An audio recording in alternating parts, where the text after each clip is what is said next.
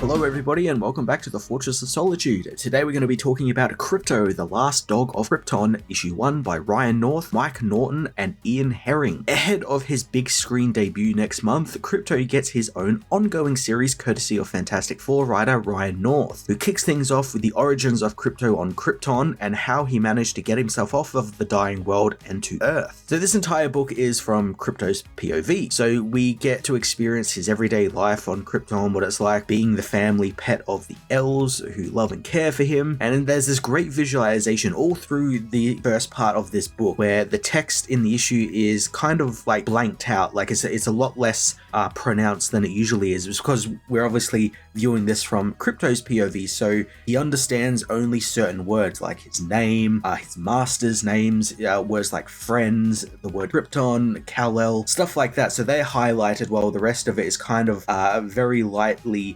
grayed out, if you will, so you can't understand really what's going on. So it kind of gives this book this aura of like everyone's kind of talking in hushed tones, which fits the sequences we're in very well because they're all talking about like the impending doom of Krypton and how the Science Council don't want anything to do with it and are kind of denying it.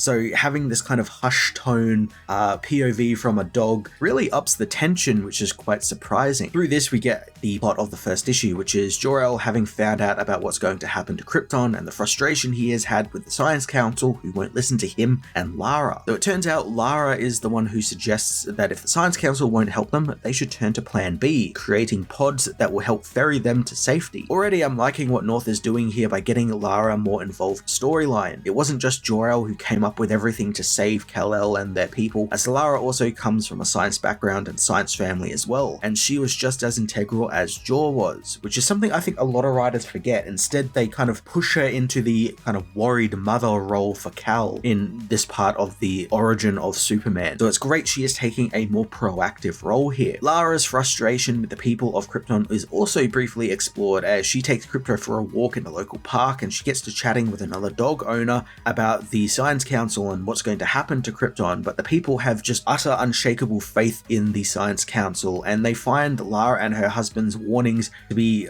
hilarious and just beyond farce. Like nothing like that could ever happen to Krypton, and it really frustrates Lara. You know, she ends up like pulling Krypto away from mingling with the cellar dog because this woman just frustrates her so much. Not dissuaded by the council or the people, Jor and Lara get to work on designing a ship, wanting to try and save as many as they can despite the council. There's this just brilliant quiet moment here where Lara leaves baby Kal-El on the couch to sleep while she and Jor work away into the night, and to ensure Kal doesn't stir or wake up, Krypto ends up coming in and laying with his friend, offering him some protection while his parents worked on protecting him even more later on down the line. Soon the first tests come around and it's Krypto's job to be the first test pilot. I really like how Jor and Lara aren't uncaring or cold towards Krypto. They don't treat him like a guinea pig like you would usually see in this sort of situation. He's part of the family, he's the family dog, and they don't do this lightly. They do know he is the best suited for this part of the experiment, and that's why they chose him. They didn't particularly want to do it,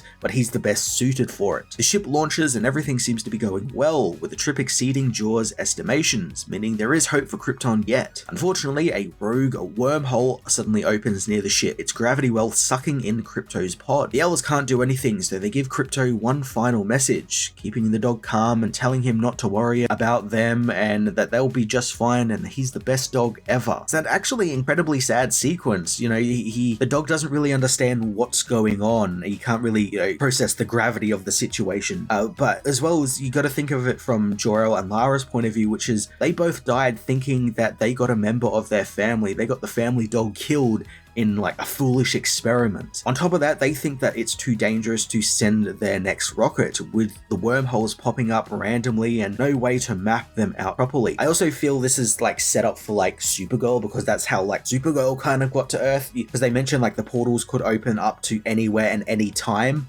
in the timeline. So that's, you know, obviously how Supergirl arrived on Earth. She went through one of these portals and arrived in the present day, quote unquote, on Earth to a grown Superman. That doesn't happen to Krypto Krypto though, as he ends up going through the portal and falls asleep in his pod as it crash lands on Earth, sliding into a river where Krypto is swept away by the raging rapids. However, he makes it to shore, soon finding a road with a sign pointing him towards Metropolis. This is where things kind of diverge, since usually Krypto's pod arrives on Earth and Clark ends up finding it, and they become best friends and he becomes Superboy and everything. But here it looks like they're kind of like flipping that, where Krypto will eventually go and find Clark. We do know from Mark Waid's current Superboy story in Action Comics and some teasers we've had in some of the Summer of Superman stuff that Clark does find Krypto when he is still Superboy. But it's cool that Krypto is getting to have his own little adventure before he goes and does that. Krypto eventually makes it into the city and scounges up some food in the trash, but a homeless man kicks him away. Krypto, after hurting himself trying to squeeze through a fence, ends up racing through the streets, causing a car crash and people to fall over